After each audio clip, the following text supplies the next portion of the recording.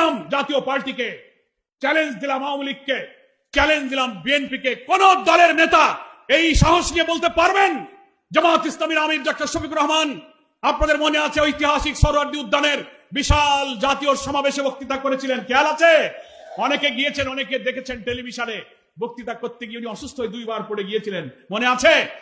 বসে পড়ে কিছুক্ষণ আবার তিনি বক্তৃতা করেছিলেন। সেই বক্তব্য এখনো কিন্তু গণমাধ্যমে আছে। সেখানে তিনি বলেছিলেন দলের নেতা হিসাবে, সেই কথাটা আমি সব দলের নেতাদেরকে আজকে শুনতে বলবো, সাহস থাকলে সেই চ্যালেঞ্জ গ্রহণ করুন। উনি বলেছিলেন বাংলাদেশে যদি জামাত ইসলামীর হাতে আল্লাহ তাআলার দিন বিজয়ী করার জন্য জনগণ রাষ্ট্র ক্ষমতা দেয়, আমরা শাসক হব না, আমরা সেবক হব। তিনি বলেছিলেন নির্বাচিত জামাতের কোন এমপি মন্ত্রীরা সরকারের কোন ট্যাক্স ফ্রি গাড়ি, সরকারের কোন প্লট ফ্ল্যাট কোনো কিছু গ্রহণ করবে না। অন্য দলের লোকেরা এই কথা বলতে পারবে না, কারণ বলবে যে এই যদি না নিলাম তো ভোট করে লাভ কি? যে জন্য করলাম তাই তো হইল না।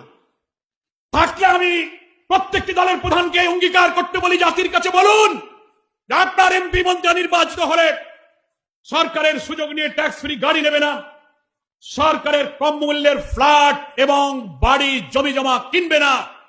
সাহস থাকলে সেই প্রতিশ্রুতি দেন, দিতে পারবেন না, কারণ দিলে আপনার দলের লোক থাকবে না, কেটে পড়বে, বলে তোমার দলে আসি তো কিছু পাওয়ার জন্য। তারপরে ডাক্তার শফিকুর রহমান বলেছিলেন হ্যাঁ, উন্নয়নের কাজের জন্য সরকার অনেক সময় অর্থ বরাদ্দ দেয়, রাস্তাঘাট, ব্রিজ, কালভার্ট, বিদ্যুৎ, স্কুল কলেজের উন্নয়নে অনেক টাকা এমপি মন্ত্রীদের কাছে আসে। আমাদের আমির সাহেব বলেছিলেন সেই টাকা উন্নয়নের জন্য যাবে, তবে জামাতের এমপিরা, জামাতের মন্ত্রী উন্নয়নের যে টাকা পাবে, তারা সেই উন্নয়নের জন্য সেই এলাকায় কত টাকা পেয়েছে সেই কাজ করবে, কাজ শেষে তার হিসাব সেই এলাকার জনগণের কাছে পেশ করতে হবে।